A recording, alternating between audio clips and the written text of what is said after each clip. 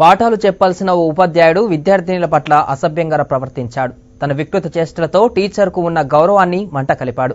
Anantapuram Sardar Vallabhbhai Patel municipal ప్రాథమికోన్నత పాఠశాలకు బదిలీపై వచ్చిన ఇంగ్లీష్ టీచర్ తమతో అసభ్యంగా ప్రవర్తించారంటూ విద్యార్థులు ఆందోళన చేపట్టారు. కీచక టీచర్పై చట్టపరమైన చర్యలు తీసుకోవాలని, లేని పక్షంలో పెద్ద ఎత్తున ఆందోళన నిర్వహిస్తామని తల్లిదండ్రులు ప్రభుత్వాన్ని హెచ్చరించారు.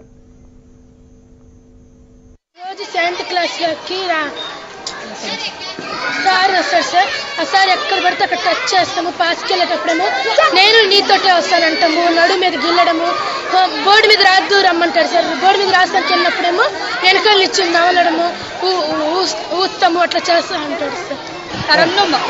నా పేరు నూర్జహాను. ఎక్కడంటే అక్కడ చేయి పెడతాడంట, ఏమంటే అట్లా మాట్లాడతాడంట.